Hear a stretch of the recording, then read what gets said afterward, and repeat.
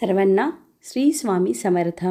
स्वामी समर्थ महाराजांच्या आशीर्वादाने येणारा प्रत्येक क्षण तुमच्या आयुष्यात सुख, शांती, समाधान आणि चांगलं आरोग्य घेऊन येवोत हीच महाराजांच्या चरणी प्रार्थना करते आणि आजच्या व्हिडिओला सुरुवात करते.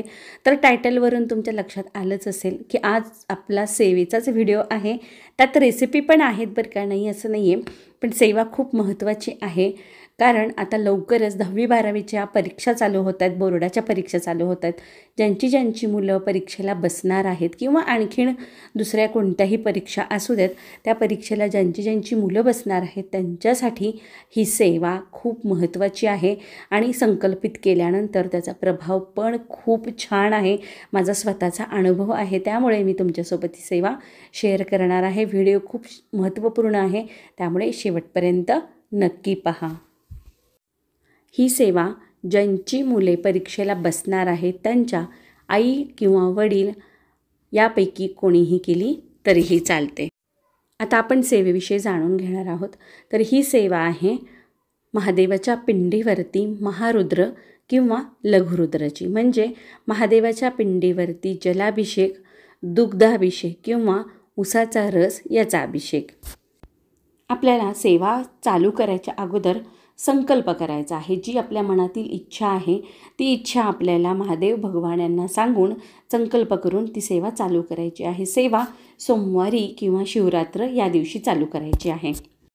तर संकल्पमध्ये आपण 108 महारुद्र किंवा लघुरुद्र करू शकतो किंवा 51 किंवा 11 आपल्याला जसा वेळ असेल तसा आपण महारुद्राचा संकल्प करू शकतो.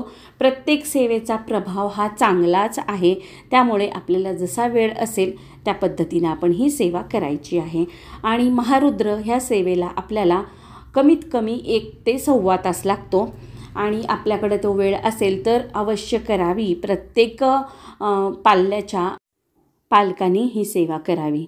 तर महारुद्र या सेवेला कमीत कमी 1 ते सव्वा तास लागतो आणि त्यामध्ये आपल्याला जर वेळ कमी असेल, आपल्याकडे वेळेचं बंधन असेल आपल्याला, तर आपण लघुरुद्र करू शकतो. तर लघुरुद्रमध्ये आता जे सेवेकरी आहेत त्यांच्याकडे जर नित्यसेवेचं पुस्तक असेल तर त्यांना ते थोडंसं लक्षात येईल की नित्यसेवेमध्ये जी सोमवारची सेवा आहे त्यामध्ये पूर्ण जी सेवा आहे ती महारुद्राची आहे.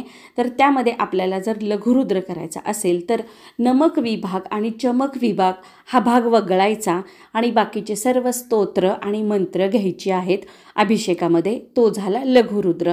अतिशय साधा सोपा हा लक्षात येण्यासारखा भाग आहे. नमक विभाग आणि चमक विभाग फक्त वगळायचा आहे, बाकीची सर्व सेवा लघुरुद्रमध्ये घेतली जाते. तर हा झाला लघुरुद्र.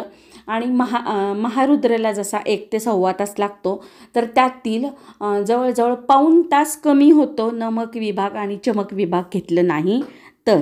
म्हणजे आपल्याला फक्त पाऊण तासाच्या आत म्हणजे 40 मिनिटाच्या आत लघुरुद्र ही सेवा पूर्णपणे आरतीसहित होते. तर आपण जेव्हा रुद्र करायला चालू करतो त्यावेळी आपल्याला संकल्प करायचा आहे. त्यानंतर आपल्याला रुद्र सेवा घ्यायची आहे आणि त्यानंतर आरत्या करायच्या आहेत ज्या आपल्या शंकर भगवान यांच्या आहेत.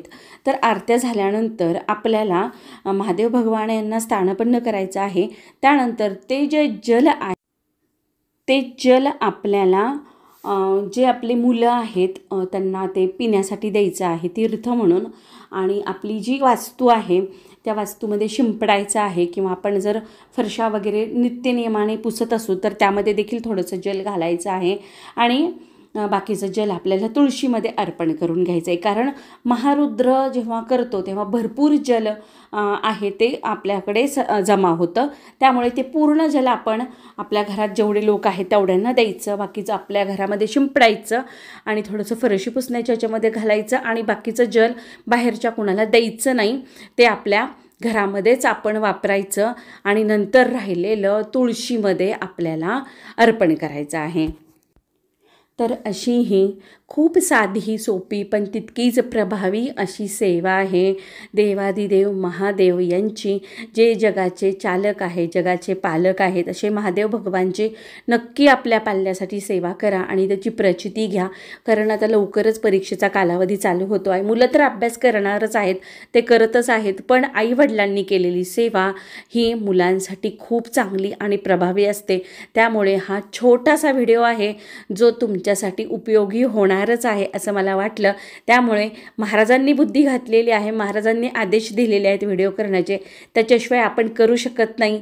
तर हा व्हिडिओ आवडला असेल तर नक्की एक लाईक करा आणि जे काय आवडले त्यासाठी कमेंट करायला विसरू नका. आपण पाहूयात नैवेद्याला काय काय केले ते. 1 वाटी तांदूळ घेतले, नंतर ते स्वच्छ धुवून घेतले, त्यामध्ये 2 गाजरं सालं काढून मोठे काप करून घेतले होते ते घालून घेतले. त्यामध्ये 1 वाटी पाणी घातलं, छान दोन्ही मिक्स करून शिजवून घेतलं. नंतर शिजल्यानंतर त्याला मॅश केलं, त्यामध्ये उकळतं दूध घालून घेतलं.